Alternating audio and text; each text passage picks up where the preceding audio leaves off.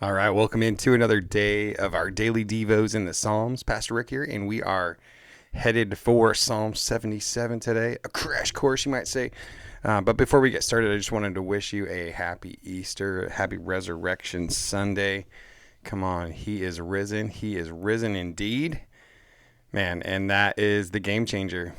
The game changer that Jesus is not dead. He is alive today. He didn't just rise from the dead back then and then pass away again. No, he is alive forevermore, defeating death on the cross. It is finished. Come on. And so, how are we living in response to that truth? Great question for us to ask ourselves today. But let's go ahead and jump into Psalm 77. We'll just start in verse 1. Seems like a good place to start. The title that was given to this psalm is Confidence in a Time of Crisis. So if you've ever been in one, if maybe you're in one right now, or you know someone that's been in a time of crisis, good to take this psalm to heart and see what it has to teach us, what it has to show us. So here we go. I cry aloud to God, and he will hear me. Come on, I think that's just a great statement of faith right there. When you're in a dark place, when you're in a challenged place, and he will hear me, because that's the kind of God we serve. Cast your cares on him because he cares for you. I sought the Lord in my day of trouble. What a great response. What a great response that in your day of trouble, you're going to seek the Lord. Come on. And I just, that deserves a green highlight. Green for go. Let's go. Let's seek the Lord in our time of trouble. My hands were continually lifted up all night long. And let's talk about some perseverance right there. My hands were continually lifted up all day long, all night long. I refuse to be comforted. I think of God, I groan, I meditate, my spirit becomes weak. And I just think this was helpful for me because I don't know if you've ever been in that place where you think to yourself, like, going to God, thinking about him, meditating, like getting into that place of really focusing on the Lord. And you automatically think that's going to make me feel better. It's going to make me feel stronger. But there are times when even that leaves you feeling weak. But it doesn't mean that you are failing in that. It doesn't mean that you've missed it. It doesn't mean that God's not there.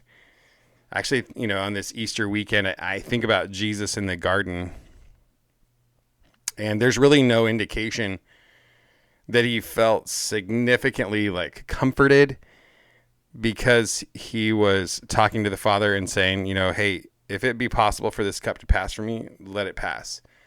Nevertheless, not what I will, but what you will. So there was a surrendering of his will to the Father. And, based on medical research that would show when in Luke, when it talks about how he was sweating blood, talks about the physical stress that you have to be under in order for that type of dynamic to happen is pretty intense. And so odds are going into this whole crucifixion process, the trial and being flogged and the whole mess that Jesus went through for us. He was in a significantly physically compromised state just because of sheer physical exhaustion. So when you're in a place where you're going through something really, really difficult and you resonate with verse 3 here, I think of God, I groan, my spirit becomes weak. You feel like you can't take another step. Know that Jesus knows exactly where you're at because he has gone through that. We thank God we don't have a high priest that cannot relate to us. You've kept me from closing my eyes, and I'm troubled and I cannot speak. Consider days of old, years long past. At night I remember my music. I meditate in my heart, and my spirit ponders. He's remembering the days of old. He's remembering old worship services that he's been a part of. He's remembering pleasant times in the presence of God. And I think that that's a really great place to take yourself as well, is to remember some of the good times, maybe even journal about some of the good times, because God is the same yesterday, today, and forever. And so you had good times in his presence in the past. You're going to have good times in his presence again in the future.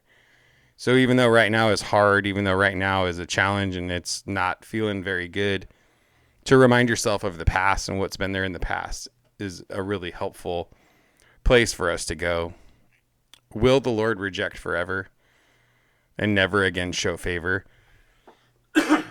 Excuse me.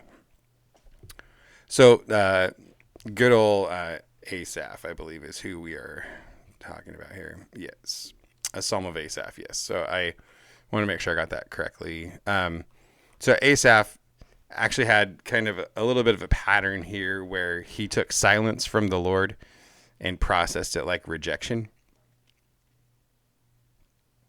But it's not actually an accurate perception, right? And so will the Lord reject forever? So don't walk away from the Psalms and be like, God's a God that rejects. You know, there comes a point where he judges sin and there is a kind of a separation and that kind of thing. But like people that are seeking him and going after him, like he doesn't leave you or forsake you.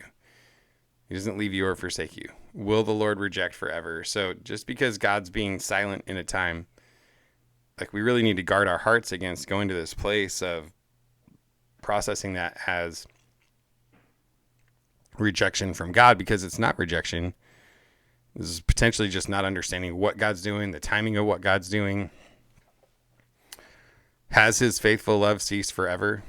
Steadfast love of the Lord never ceases. So making sure that we battle these thoughts, these feelings that we have with truth. So I said it not too long ago in one of these videos, you know, feelings, emotions are great indicators, but terrible dictators. So we want to listen. We want to listen to what our emotions and our feelings are telling us. Like what's going on in my heart, what's going on in my brain, what's going on in my mind. Like, Lord, what's happening inside of me? Pay attention to those emotions. But don't live your life by them. Because if you live your life under the thought process that God's faithful love has ceased forever and that his promises are at an end for all generations and that God's forgotten to be gracious and in anger withholding his compassion, like, then you're going to get a completely warped view of who God is. And you're going to make terrible decisions based on those beliefs. So we want to make sure that we're grounded. We're firmly grounded in the truth of who God is. God's faithful love never ceases. His mercies never come to an end. Great is your faithfulness, O God, my portion forever. So I say, verse 10, so I say, I am grieved that the right hand of the Most High has changed. Has it changed? Because if God is the same yesterday, today, and forever, I need to challenge that thought or that feeling that I'm having that God is somehow changed. Now, here's a good thing that he's doing. I will remember the Lord's works. Yes, I will remember your ancient wonders. And I will reflect on all you have done and meditate on your actions. Come on now. That is what I'm talking about. Like, this is, and that's like, I was just kind of quoting from Lamentations 3 just a minute ago. The steadfast love of the Lord never ceases. His mercies never come to an end. Great is thy faithfulness. It's Lamentations chapter 3, around verse 22. But he really, literally, he says, I will call this to my mind, and therefore I will have hope. That he chooses to think about something specific about the Lord, and therefore he has hope, even though he was, man, you read how he was feeling in about 10 verses previous leading up to that. It's a bad place. It was a bad place for him to be. And yet he responded by a lot of how Asaph's doing here. I will remember the Lord's works, and I will remember your ancient wonders, and I will reflect on all you've done and meditate on your actions. I'm going to call that stuff to my mind. Because God, your way is holy. What God is great like our God? You are the God who works wonders. Man, declare that today. You revealed your strength among the peoples. Reveal your strength again today, Lord. With power, you redeemed your people, the descendants of Jacob and Joseph. You are the God who works wonders. That just needs a yellow highlight right there. God, your way is holy. I'll give that a green highlight. Sounds good. What God is great like God? The water saw you, God. The water saw you. It trembled. Even the depths shook. The clouds poured down water. The storm clouds thundered. Your arrows flashed back and forth. The sound of your thunder was in the whirlwind. Lightning lit up the world. The earth shook and quaked. Your way went through the sea, and your path through the vast water. But your footprints were unseen. You led your people like a flock by the hand of Moses and Aaron. So, man, even water trembles at the sight of God. The depths of the earth shake at the very presence of God. The clouds obey him. He says, pour water, they pour water. He says, don't pour water, they don't pour water. But I mean, check out this part right here. Your way went through the sea, and your path through the vast water. Did that make any sense? Like, they didn't have a boat. They didn't have multiple boats. Nothing. They didn't even hardly have sticks to put together to make rafts. And they couldn't have gotten all their animals and stuff across even if they did, right? So your way went through the sea, and your path through the vast water, and your footprints were unseen. Like, it was hard to follow you, Lord. But you led your people like a flock by the hand of Moses and Aaron. Sometimes the path God's leading you on doesn't seem clear. It doesn't actually seem like it makes sense. But it doesn't mean that God has abandoned you. It doesn't mean that he's rejected you. It doesn't mean that you're on the wrong path. It just means we have to trust him, that he knows what he's doing. He knows where he's going. He knows where he's taking us. And love him and trust him and follow him. Because he's got good things in store for you. He's got good things in store for me. But man, we need to follow him through the sea and through the vast waters, even when his footprints are unseen at the moment. So sometimes God's ways surprise you. Sometimes they're a little different. But let's go back up just for a moment as we wrap up today. I will remember the Lord's works, and I will remember your ancient wonders, and I will reflect on all you've done, and I will meditate on your actions, because your way is holy. What God is great like our God?